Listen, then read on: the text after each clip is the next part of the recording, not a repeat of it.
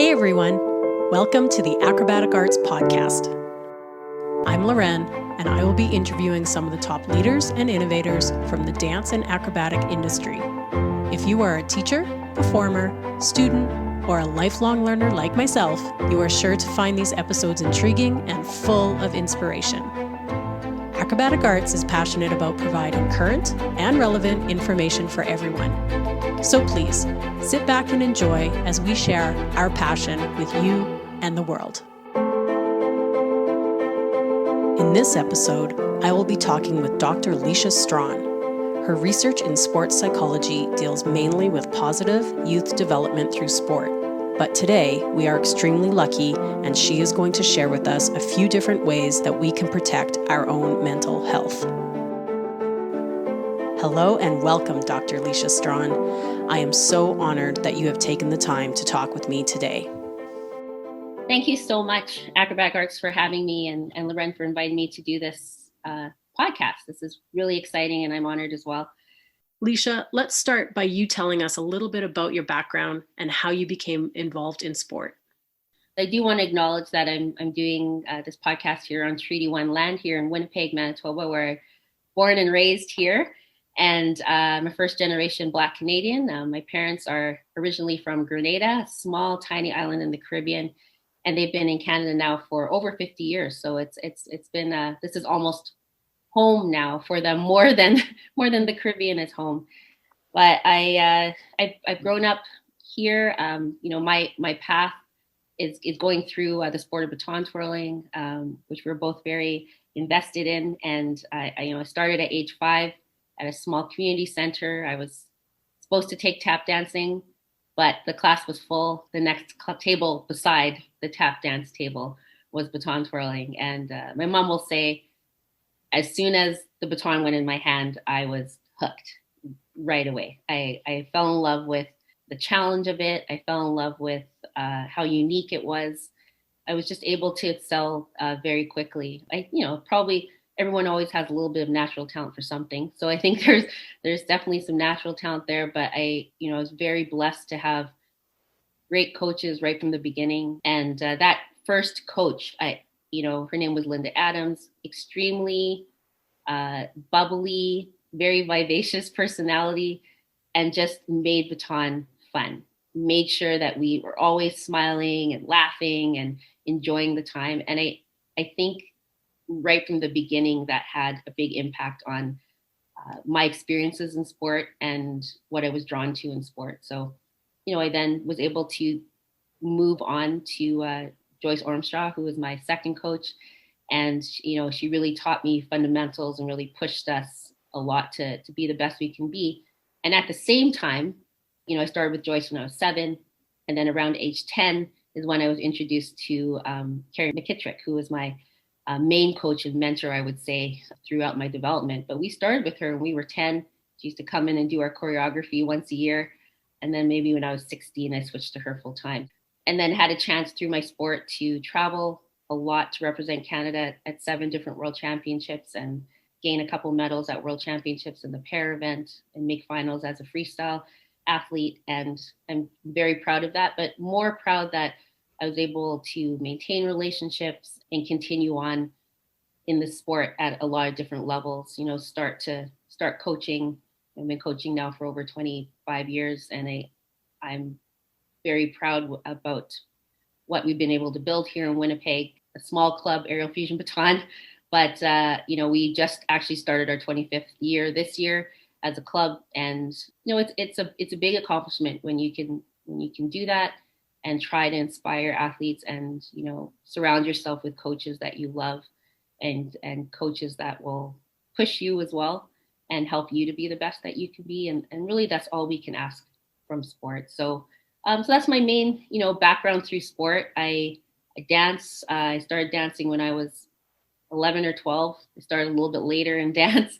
But it's something that I still very much enjoy. It's a big part of my life still. I dance in a group called Prairie Dancers. I've been in that group for maybe 3 or 4 years now, but I've always taken adult classes through through university, through everything. So. I'll tell you, anyone that followed you on Instagram during the first lockdown would have definitely seen how passionate you are about dancing. Yes, yeah. That's been a blessing of the quarantine for sure, is we just finding ways to keep active. And I, just started coming across amazing choreographers that were just offering free classes all through all through March and April. It changed a bit in May and June, which I was expecting was going to, which is fine because we need to make a living. But there was just so many free classes, and I thought, oh, well, this is awesome. This is what I'm going to do to sort of keep active, but also as a coach and someone who's creating all the time, it's so important for us to learn. And I love not having to think and just learning and have someone else create. And for me, just to learn. It's such a skill to learn that are athletes and that we have to learn and keep sharp as well. But just watching how people create and the way they hear music and the way they move, I just think is just, to me, really fascinating. So I really enjoyed it for being healthy, but I've also just enjoyed it for the creative piece of it. So I'm going to go back a few things that you mentioned when you were talking about your involvement in sport. You talked about the coaches that you had and mentioned that they were positive, bubbly, and they really made class fun. Talk a little bit about how you eventually picked your academic path. It seems like there might be a direct correlation there. Absolutely. So I started my university career wanting to be an English teacher, oddly enough. And so I, did that first. My mom's a teacher, so I think you always are influenced by, your parents and what they're into. So I wanted to be a teacher, and I spent 3 years as a physical educator, kindergarten to grade 8. And I think combined with that experience in terms of being an educator, and then my sport experience and what I learned from coaches, and particularly what Carrie had taught me in terms of sports psychology. She was kind of the first one to bring me imagery tapes for me to listen to when I was 13 and, and to practice imagery. And that was always very interesting, I think, in the back of my mind. And it wasn't until I ran into a now colleague and friend, Melanie Gregg, who's a professor at the University of Winnipeg. I ran into her at an airport when I was still teaching at St. Charles Catholic School. And she mentioned that she was doing a PhD in sports psychology. And I thought, what? You can do that? I had no idea. And because I just wasn't really, I guess grad school wasn't something I thought about, or it wasn't necessarily a culture in my faculty that people went to grad school. So that stayed in my head, and I just started looking into master's programs. And then that led me to do my master's and led me to do a PhD at Queen's University. I was there for 4 years working on my doctorate work there, and stayed there for a 1-year postdoc actually before getting a job at the University of Manitoba, where I currently am, and have been there now for, which is crazy, 12 years.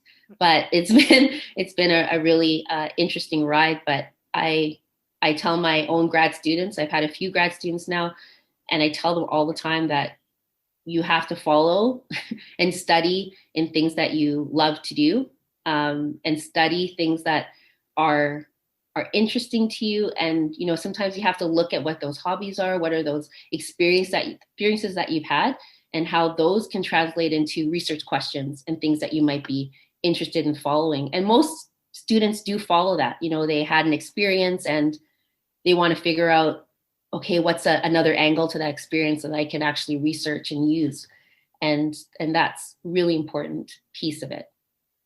I feel the same way. It reminds me of that saying, if you love what you do, it won't feel like work.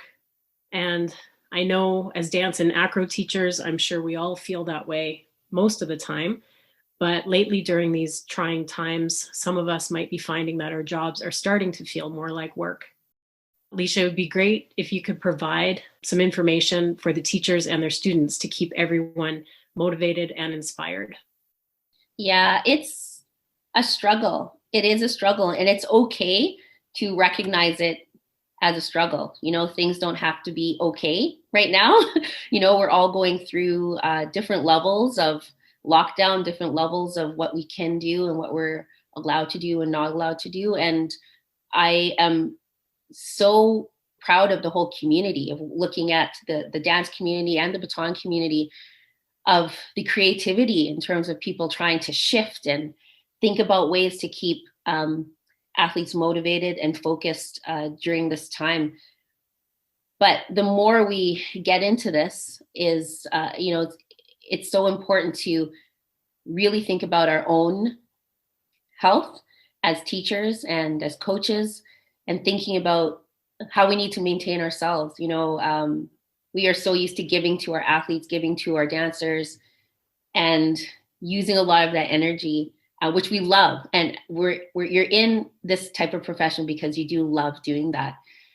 At the same time, though, if we're not healthy, then our athletes can't be healthy. And we know that in families, when people are running themselves ragged in families, that you do need to stop and take that self-care.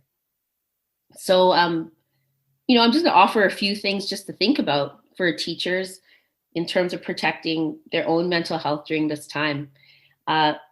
First thing is what we were talking about in terms of me dancing and finding things to keep me occupied, is really getting in touch with those other artistic passions. We have a lot of different things that we love to do. And sometimes because of the busyness of teaching and coaching, we often might not take time, or it's not even just about finding time. I always think, we have to take time because no one's going to give it to you. So you have to take that time for yourself. And whether it's music, I've noticed some coaches, even coaches at the university, posting, things of them getting back to piano or guitar, or, taking time to actually reconnect with that, and thinking, wow, university seasons have all been canceled this year as well. And so those coaches are also like, other than recruiting right now, and I have obviously things I can do and courses I can take, but what are some things that are going to feed me? Getting back to art, whether it's painting, you've never really had time for that, or crochet, or, something that's going to be for yourself. And as we mentioned, for me, it's been in dance. Even though I dance all the time, it's just rediscovering other choreographers and other ways of movement. So making the best of this time that way. The second thing is just really focusing on staying healthy, which seems simple, but we know there are a lot of different recommendations out there right now, and public health orders that we have to abide by. But, really taking that time to practice self-care, and hopefully then it becomes a habit, not just something that we do during quarantine, but something that we can continue doing throughout the time that things will slowly, hopefully, open up soon.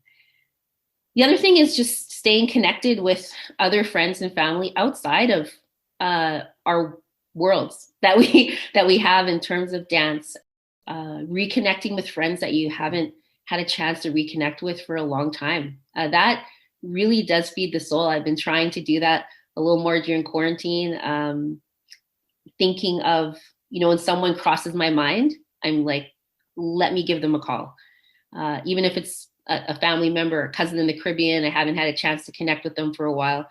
Let me call them and see what's going on, and just reconnect with people. That has been really great for me, thinking of what I can do to help others as well, but also for myself, and making more of those connections. Suffice it to say, there'll be a lot of lunches and dinners that are going to be having to be had after this all opens up. Everyone's like, we want to meet for lunch or dinner after this all opens up. And so, which is great, which is awesome. And the last thing is just, based on some recent work by Jamie Bissett at the University of Toronto, he did some work highlighting how coaches can support their athletes' own psychological well-being. And so I think educating ourselves and finding out some of those resources, so that we can also be a little more on top of being able to see signs of what our athletes might be going through, or what our dancers might be going through, just educating ourselves a little bit more with that. So some of the things that he mentions is to invest more in the coach athlete relationship or in the teacher dancer relationship, actually, invest in that relationship a little bit more outside of tasks and things we want them to do as coaches and teachers, but just finding out about them. In my own research, looking at youth development in sport, those casual communications that you have are such a big part of building that coach athlete relationship, which is so important in terms of building supportive relationships overall and building trust in athletes, and athletes having trust in that bi-directional relationship that's so important and that we often, sometimes take for granted. But just asking how their day is and all those things are really important. The other one is giving, it says addressing team hierarchies. So really reflecting a little bit more about your team or your dancers or your, whatever classes that you have, and thinking about the different roles that athletes and dancers have in those classes, and finding ways to actually bring out some of those different leadership qualities that some of those quieter, students might have, thinking of ways to sort of pull those out so that when we're back all together, we can think about how we're being more creative in terms of giving roles to everyone, so everyone has a chance to develop. Another one is just understanding more about psychological distress and those little keys or cues that that you might notice, and whether someone's a little more withdrawn than they normally are. And again, taking time to actually address that and talk about that. And then just thinking about how you want to change the culture of your team. Some of these breaks give us a chance to really think about that, to reevaluate what's important for us. I will give a plug here for some research that I've been doing. One major thing I've been working on over the last now 10 years or so is a resource called Project Score. So it's projectscore.ca. And it's a resource to help coaches. It's, I guess, more focused in sport, but I think can be used definitely within a dance community resource as well, but ways to think about building positive youth within our programs. That idea of intentionality is important, that we can't assume a lot of things in terms of development. We need to actually teach things in terms of development, just like we would teach technique and we would teach proper things, proper progressions and everything that we're doing. We need to think about how we're teaching those psychological skills as well, and how we're building the 4 C's that we talk about, which are competence, connection, confidence, and character. And so Project Score kind of helps coaches through the coach's locker room, or the teacher's locker room, if you want to think of it that way, build those 4 C's and things that you can practically do in a really deliberate way to help build that. Again, it might be just looking at Project Score and reading through it and seeing if there's something there that you can use to sort of change the culture of what's been going on. I know as a coach, sometimes I will see something happen in a class, or, you kind of notice something, like maybe a couple people aren't getting along, or, you notice things, but we usually don't have time to address it because we are so focused on, we have such a finite time with them, and that sometimes you notice it, you might think, okay, I'm going to address that later, and then it's gone, right? So this has really given us a chance to sort of think about culture and really reflect on, okay, how can I change that even through Zoom? What are some things that I can do to sort of help build a different culture and kind of turn a corner in a different way? That sounds wonderful, Leisha. I think Project Score sounds like a great resource for teachers and students. If anyone is interested, how would they access it? Yeah, I think it's open right now for anyone. So it's a free resource. So you can just click on it and look around. As I said, you can enter the coach's locker room. There's also a parent lounge, which builds on this idea of developmental redundancy, which is this idea that what kids learn in one context needs to be reinforced in all their other contexts for them to actually develop. So, it doesn't make sense if we're trying to reinforce something in the studio or in our teams, and when they go home, it's a whole other message, right? So we actually also developed this parent lounge so that parents can also go on and develop the 4 C's. And we work together then as a team, teachers, parents, we all work together to build this community and this culture that we want in terms of building positive youth. So there's that one. There's also a really great resource. Again, it's more sport focused, but can definitely be used. It's sportspsychologyforcoaches.ca. And it's a group of Canadian researchers who actually brought together a lot of the mental skills, so the more applied sports psychology skills, imagery, self-talk, a lot of different reflection, a lot of different things. And so it brought them together in one resource online that's also free. And I would have sheets or activities or things that you can do with your athletes in terms of specifically performance skills and things that they need in order to perform. But a lot of these mental skills need to be practiced. They're not things that just can, we think, okay, we get to a competition, okay, go use your imagery. Like, we have to actually practice these. And I've been really trying to use Zoom with my own athletes as much as I can to try to practice some mental skills. It really is sort of the perfect time to practice those mental skills when maybe your students don't have the space. Absolutely, can work on imagery and practice imagery. It's not also just about when we use imagery right away about thinking of routines, which some of them might be more comfortable with and are able to do that. It's also, if they're younger, we can think about just practicing imagery in another way. So one activity that might be really simple is having them like close their eyes and actually just practice walking through their house, something that they're really familiar with. So, start in your room. What does your room look like? What are things? Can you manipulate the things in your room? Can you move your bed and your image to the other side? Or what does it look like when you change the colors of the wall? And working on that vividness of imagery that we want them to have when they're starting to image their routines. And, we want them to have that vividness of imagery that just doesn't happen. We actually have to practice that. It could be also practicing opening a Christmas orange, done that before, closing your eyes and imagine peeling the orange, that idea of texture and feel, of smell, of using all your senses. Taste, you can practice putting in your mouth. How does it taste when the orange goes in your mouth? What does that feel like?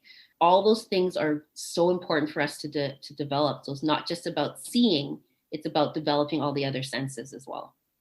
Another thing that's a good mental skill for teachers maybe to think about is reflection. We, again, very rarely have time to reflect in the way we would like to reflect after competitions. I have a post-competition form that I give my athletes after most competitions. I won't say everyone, but most competitions, to have them reflect on what happened, how did you feel the morning you got up? How did you shift between events or routines? If one didn't go well, what are some things that you did to sort of get yourself back on track? And reflecting on those things and journaling. I mean, we want them to do that, but now we can actually, take some time on a Zoom call together. And we're going to take 5 minutes here at the end and let's all write something or answer a question together or something and build discussion that way. And again, not only does that help them, but it helps us to get some insight into what's happening with them and how they might be enjoying life right now or not enjoying life right now.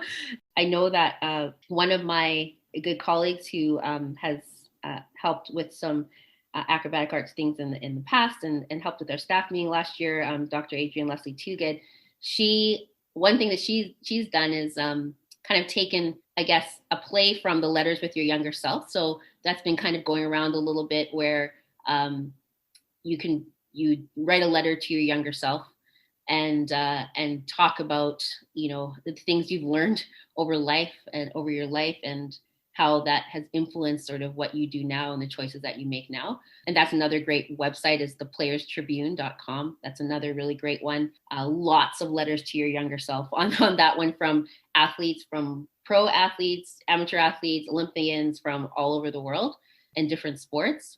And they've written there. But she's had her athletes write letters to their pre-quarantine self, which I was like, I really like that. I haven't done that yet. But I do want to do that and have athletes, I think, reflect on where they were before this started and how much growth maybe has happened even in this time. For some of us, it's going to be a year coming up soon that some of them have been not being able to participate the way they'd like to. But this time last year, most people were still in lessons doing things, and athletes being hard on themselves, athletes, maybe not investing the way they should, and thinking of my pre-quarantine self and what hope do I have for myself as I move forward. I think I haven't done that yet, but it's something in the new year that I've been thinking that I'd like to do with my athletes. So I know you have already given us some tools for handling the current situation we find ourselves in, but if you could give the teachers just one piece of advice as we move forward, what would it be? That's a really good question. I always like to go back to quotes. Quotes are something that I like to live by. There's one person that I admire a lot, and that's Dr. Maya Angelou. And, she has so many books out there and so many different resources to look at, but her poetry and just her eloquence. And there's one quote that I actually have in my signature line of my email at work. Do your best until you know better. Then when you know better, do better. And I think that's a piece of advice that we can live by. We're doing the best we can right now. And we have to have that self-compassion and give ourselves that break to just do what we know right now. But it's incumbent on us, and that's our responsibility, to keep learning. And once we know better and learn something, then we can change things and make things even better. So if it's one thing that you take from the podcast or one thing that you've read during this time that you think, let me try that and implement it, because we do want to do better, and I think those for me just are important words to live by, in whether we're teachers, whether you're doing things in your family, whether you're at work. Do your best until you know better. Then when you know better, do better. I agree. So just to end today's talk, I know we're both inspired by music and creativity, as you mentioned. So I'm just wondering, I know as a teacher myself, I'm always looking for, great pieces of music or something to get my dancers motivated. So do you have a favorite go-to song to get people pumped up? That's to get people pumped up. I'm not sure about pumped up, but to get myself pumped up, Sure. I thought about this, and there's I'll tell you like three quick tips or three quick things that I like to do. First of all, jazz is a genre of music that just speaks to me. I love using jazz as much as I possibly can. And that's really ever since I did a freestyle to jazz in 92 and was just exposed a little bit to some vocal jazz. And since then, I've just tried to research and tried to find other jazz voices. So, just think of what the genre that you really like, and then kind of go from there. The other thing is I really like acoustic pieces.